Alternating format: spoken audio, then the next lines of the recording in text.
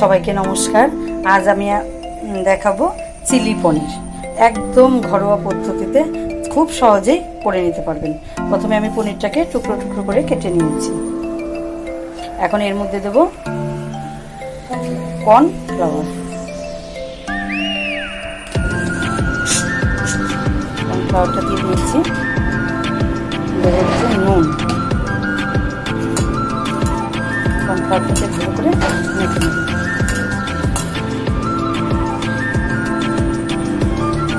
Cornflour দিয়েছি, cornflour দিয়ে আমি মেখে নিচ্ছি।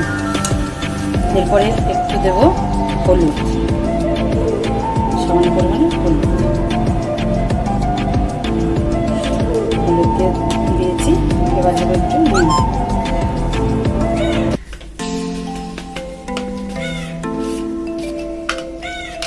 এবার দেবো একটু পরিমাণ মতো নুন।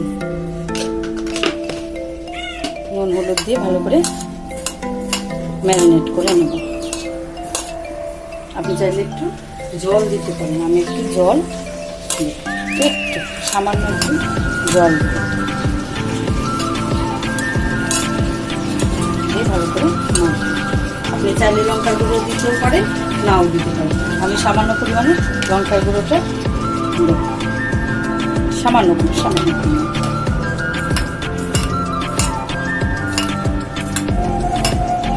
দিয়ে আমি 5 মিনিট রেখে দেবো। এইভাবে 5 মিনিট রেখে দেবো। 5 মিনিট পর আমি এবারটাকে ভাজি। কড়াইতে তেলটা গরম হতে দিয়েছি।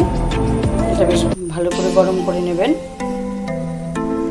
তেলটা গরম হয়ে গেছে, আমি এবার পনিরগুলো ছাড়ব।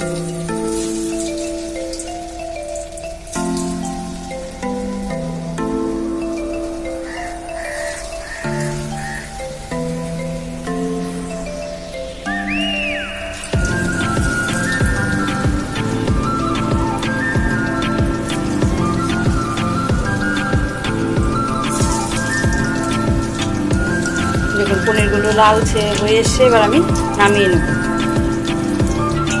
এবার আমি আর যে পনিরগুলো আছে সেগুলোকে ভেজে নেব।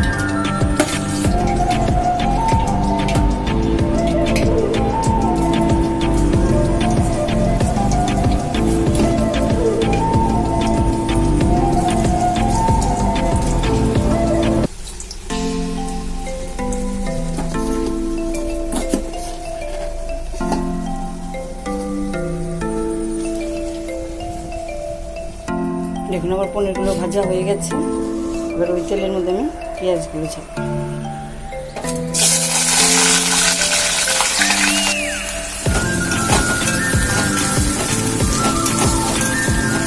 পেঁয়াজ আর ক্যাপসিকাম একসঙ্গে দিয়ে দিচ্ছি।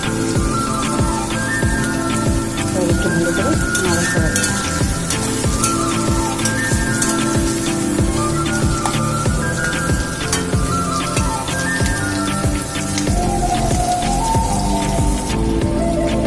নরম হওয়ার জন্য আমি সামান্য পরিমাণে নুন দিচ্ছি, একদম সামান্য।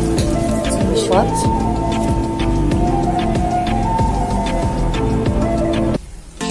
আর পরিমাণ মতো সয়া সস। সয়া সসটার পরিমাণ যেন খুব বেশি না হয়।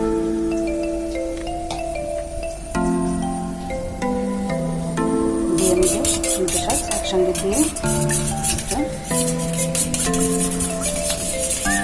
নামিয়ে নেব।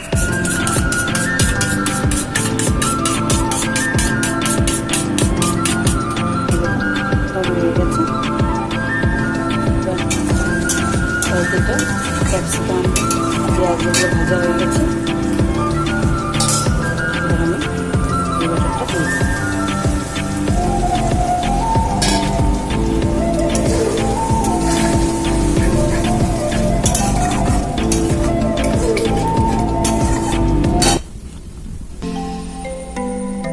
ব্যাটারটা যে কাপটা দিয়েছিলাম সেটা সামান্য একটু জল দিয়ে দিলাম, খুব বেশি দিয়ে এটাকে দিয়ে দেবো।